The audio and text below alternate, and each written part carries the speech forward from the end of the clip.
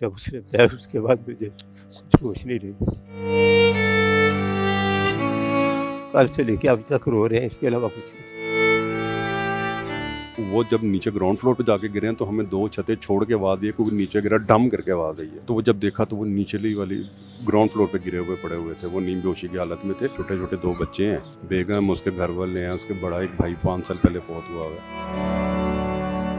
अस्सलाम वालेकुम नाज़रीन, मैं हूं आपका मेज़बान मियां अरसलान। नाज़रीन, हाल ही में लाहौर के इलाके सांदा में इंतहाई दिल दहला देने वाला और दिल खराश वाक़या पेश आया कि सहाफ़त से वाबस्ता आला शख्सियत के मालिक और हमेशा से जो है लोगों के दिलों पर राज करने वाली शख्सियत निजी चैनल के रिपोर्टर जर्नलिस्ट ज़ैन मलिक, जो कि बसंत के तीसरे रोज़ जो कि एक इंसिडेंट में अपने खालिक़ हकीकी से जा मिलते हैं।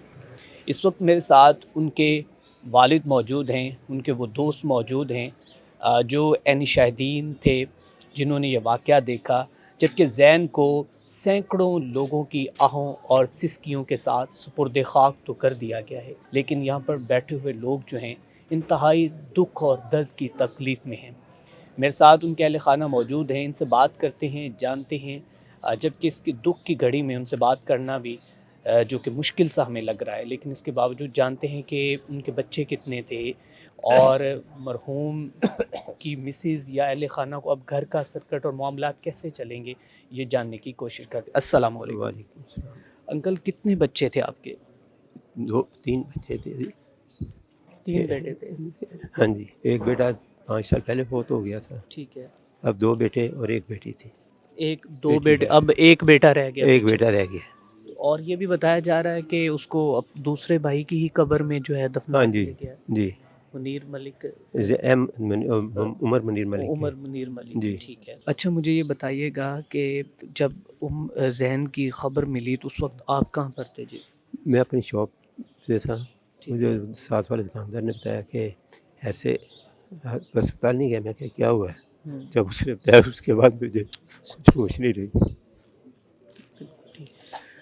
अच्छा अंकल, ये बताएं कि इस वक्त बच्चों की कैफ़ियत कैसी है, उनकी मिसेज़ की, आपकी अहलिया की कैफ़ियत कैसी है? बस रो ही रहे हैं। कल से लेके अभी तक रो रहे हैं, इसके अलावा कुछ नहीं। ना कुछ खाने का करते हैं, कुछ नहीं। अच्छा, इसमें है तो ये अफ़सोसनाक वाक़या, इसमें कोई आप इल्ज़ाम दें बसंत की वजह से कोई बसंत की ठहराएँ? वजह ख़त्म हुई थी। कितने साल खामोशी से गुज़र गए, आराम से गुज़र गए। ये आई है तो इसमें पता नहीं क्या इसे प्रॉब्लम हुई है। इसने अपना बसंत शुरू करा दी है। मतलब कि बसंत नहीं होनी चाहिए नहीं थी। होनी चाहिए थी, इतने देर से नहीं हो रही थी तो क्या हो गया था? बिल्कुल, बिल्कुल ऐसे ही। अभी तक कोई हुकूमती नुमाइंदा कोई आपकी दहलीज़ पे आया है? किसी ने नहीं, आपसे बात की है कि कोई नहीं आपका आया। एक नौजवान बेटा जो इस दुनिया पानी से चला है? नहीं, कोई नहीं आया। कोई भी नहीं आया। आपकी इस मुश्किल घड़ी में हम आपके साथ खड़े हैं। नाज़रीन, उनके वालिद साहब जो हैं इंतहाई दुःख और तकलीफ़ में हैं और मेरे साथ उनके दोस्त और ऐनी शाहिदीन जो मौजूद हैं, इनसे बात करते हैं, जानते हैं। अस्सलाम वालेकुम। वालेकुम सलाम जी। सर, आपका नाम क्या है? जी, इरफान अली नाम है। अच्छा, तो आपका ज़ैन के साथ कितने बरसों से ताल्लुक़ है? सर पिछले 15 से 20 साल का अरसा है। 15 से 20 जी, साल। पुराना दोस्त था हमारा। अच्छा अच्छा। अच्छा भाई। अच्छा, ये बसंत का कैसे प्लान हुआ? किस तरह ज़ैन, ये भी सुनने में आया वो ख़ुद दूसरों को रोक रहा था कि खुदारा इस साइड पे ना जाइएगा, तो किस तरह वो हादसा कैसे पेश आया? बस सर आप समझते हैं इस चीज़ को कि हर घर में अब जैन इस तरह का बंदा था कि वो जोली बंदा था बिल्कुल, बिल्कुल और ऐसे ही है। इखलाक का बहुत अच्छा ऐसे ही बंदा है। था, हर एक को साथ मिल के चलने वाला, बिल्कुल। हर एक को जोड़ के रखने वाला, ऐसा बंदा था। उसकी बात आप सही कह रहे हैं कि उसका प्लान इस तरह ही था, लेकिन आपको पता है हर छत पे कुछ ना कुछ मामलात होते हैं। अगर वो बंदा बसंत नहीं भी मनाता, कुछ ना कुछ ऐसे मामलात होते हैं, बंदा छत पे तो चढ़ता ही है। 3 दिन की बसंत थी, बिल्कुल। आपको पता है लॉन्ग वीकेंड रखा हुआ था। तो उसके सिलसिले में हम लोग ऐसे छत पे खड़े हुए थे, बस वो जैन भाई साथ आके खड़े हुए हैं हमारे। उसके बाद वो साथ वाली छत अंडर कंस्ट्रक्शन बिल्डिंग थी वो, तो उसके 3rd फ्लोर पे वो खड़े हुए थे। 3rd फ्लोर के साथ एक मग सा होता है, तो उसकी वॉल भी नहीं बनी हुई थी ना, बाउंड्री वॉल भी नहीं थी। तो वहाँ पे जैन भाई खड़े हुए थे, साथ एक भाई खड़ा हुआ था। उसने बोला जैन भाई को पीछे आपके मग है, ज़रा ख्याल कीजिएगा, क्योंकि वो अपने घर की बिल्डिंग नहीं थी, साथ वाली बिल्डिंग थी। तो इतना होता है कि अपनी बिल्डिंग होती है तो पता होता है कि 1 इंच का पता होता है कि कहाँ पर पता। वहाँ पर वो थोड़ा वो उन्होंने अंडर माइन किया उसका, वो थोड़ा वो पीछे की तरफ आए हैं, एक कदम उन्होंने पीछे की तरफ रखा है। उसके बाद वहाँ पे हॉल था, वो जो मग बताया, वो एयर हवा में आया, हवा के साथ वो आपको पता अनबैलेंस होता है बंदा, फिर वो 3rd फ्लोर से वो जो उनसे ग्राउंड फ्लोर पे आके गिरे हैं। उस मग के नीचे भी एक मग था, उसके ऊपर से गिरे और सीधा ग्राउंड फ्लोर पे फर्श पे आके गिरे हैं वो। ठीक। अच्छा, वहाँ पे कोई सेफ्टी कह रहे हैं कि पहले कोई चारपाई वगैरह भी रखी हुई थी, बाद में उठा दी गई वो कहीं, बस ऐसे ऐसे ही हुआ कि पहले जो 2 दिन हम वैसे ऊपर चढ़े हैं तो उन्होंने उसको सेफ करने के लिए उसके ऊपर चारपाई रख दी हुई थी कि वहाँ पे कोई बचा भी ना जाए, मतलब कोई जाए ना, कोई गिर ना जाए अनबैलेंस ना होके। ठीक है। तो बस उसी वो 2 मग छोड़ के वो तीसरे मग वाली बिल्डिंग वाली साइड पर गए हैं, वहाँ पर खड़े हुए थे नॉर्मली हमारे साथ खड़े हुए एंजॉय कर रहे थे, बस अच्छा, खड़े पतंग हुए नहीं उड़ा रहे थे? पतंग नहीं उड़ा रहे थे। पतंग वैसे इससे पहले उड़ाई थी, उड़ाई तब थी। नहीं उड़ा रहे नहीं, थे? तब जब नहीं उड़ा उसकी मौत वाक़या हुई है तब जैन पतंग नहीं उड़ा रहा? जी, पतंग नहीं उड़ा रहे थे वो उस टाइम। वो तो आराम से खड़े हुए थे, पीछे हाथ बांध के, जो उनका स्टाइल था, जोली सा मूड था उनका, बिल्कुल। खड़े हुए वो देख रहे थे बस। छत पे ऊपर की तरफ उनका मुंह था, उन्होंने देख रहे थे इधर उधर, बस जितना होता है नॉर्मली छतों पे खड़े होके बिल्कुल ऐसे ही। बंदा क्या कर अच्छा, सकता तो ये पिछली साइड पे पीछे फिसले, मतलब कमर जी, की उनका तरफ मुंह से? जो सा ना आगे की तरफ था, बैक साइड पे उनके होल था वो, जो मग था। अच्छा, बस वो नीचे गिरने के बाद उनकी कोई चीखो पुकार या कहा है कि मुझे खुदारा बचा लो? नहीं सर, इस तरह से हुआ है कि वो जब गिरे हैं ना 3rd फ्लोर से, तो जब वो जब नीचे ग्राउंड फ्लोर पे जाके गिरे हैं तो हमें 2 छतें छोड़ के आवाज़ दी है, क्योंकि नीचे गिरा डम करके आवाज़ आई है। उसके बाद हम उस बिल्डिंग के ऊपर गए हैं, जितने लोग खड़े हुए थे वहाँ से, सब कज़न वगैरह थे, आपस में हम इंजॉय कर रहे थे, बस ही खड़े हुए। तो वो जब देखा तो वो नीचली वाली ग्राउंड फ्लोर पे गिरे हुए पड़े हुए थे, वो नीम बेहोशी की हालत में थे।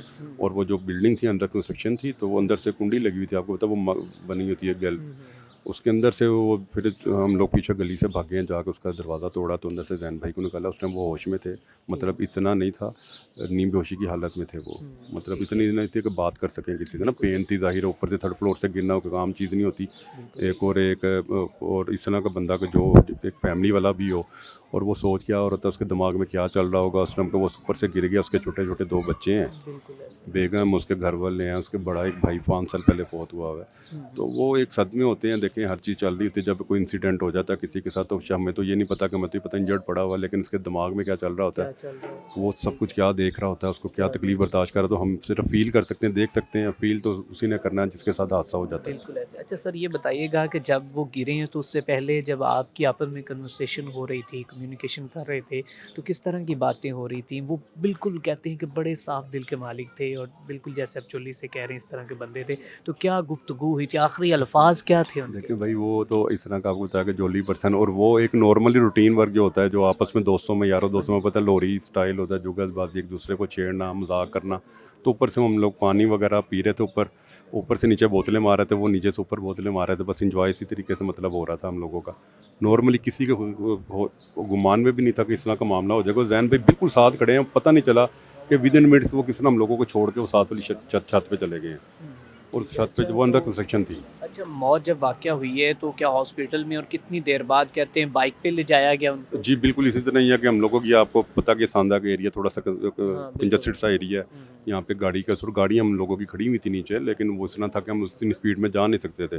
तो मैंने बाइक निकाली है, साथ वो नोमी भाई हैं, कज़न है बड़े इनके, तो वो साथ बैठे हैं, हम लोगों ने उनको पिछली बिल्डिंग से निकाला और अपने साथ बाइक पे बिठाया। पीछे जब वो बैठे हैं तो वो अपनी मतलब होश में नहीं थे, नींद बेहोश हुए थे, पेन बहुत ज़्यादा शिद्दत थी उनके, क्योंकि हेड इंजरी हो चुकी हुई थी उनको। और हम लोगों को ये प्रॉब्लम थी कि सबसे पहले हमारा मसला ये था कि हम ये चेक करना चाहते कि हेड इंजरी ना हुई हो। हेड इंजरी ना होगी तो बचत हो जाएगी, लेकिन वो मामला इतना कि आपको पता कि उस टाइम तो पता नहीं चलता, हम लोगों पे तो क़यामत गिरी हुई थी, टूटी हुई थी कि जैन भाई जब नीचे गिरे और चीखो पुकार थी, माँ जी भी उनकी आ गई, सबको घर वालों को पता चल गया, चीखो पुकार, नंगे पाँव सब भागे हैं, किसी को कुछ नहीं पता कोई कहाँ से भागा, क्योंकि वो पर्सनैलिटी ऐसी थी जिसको पता चला सब लोगों ने छतें खाली कर दी। जनाज़ा इतना बड़ा हुआ है, मैं तो माशाल्लाह देख के हैरान रह गया हूँ कि जो कि जम्मे गफ़ीर था यहाँ पर आवाम का। जी बिल्कुल ऐसी है, वो पर्सनैलिटी भी ऐसी थी ना, आपको पता है, अखलाक, इन दुनिया से इंसान चला जाता है उसका इखलाक जिंदा रहता है। बिल्कुल। अच्छा सर, अभी उनके जो छोटे बच्चे हैं, कहा जा रहा है कि वो बच्चों को भी उसने इसीलिए भेजा था कि बच्चे ऊपर ना आ जाएं, या बसंत पे उसने अपने ननाल की तरफ भेज दिया था? जी बिल्कुल ऐसे ही है, वो तो खुद इस चीज़ को अवॉइड कर रहे थे, मतलब मामला थे उनके इस तरह के, वो आपको पता है एक सिक्योर पर्सन, एक जिसने अपना भाई खोया हो, वो हर चीज़ को सिक्योर करके चलता है लाइफ को, और बड़ा लिमिटेड लाइफ से गुजार रहा होता है, क्या बात। क्योंकि उसने इतना बड़ा दुख देखा होता है। जवान भाई को उसने अपने हाथों से कब्र में उतारा हुआ था, सारे मामला था इसी तरह।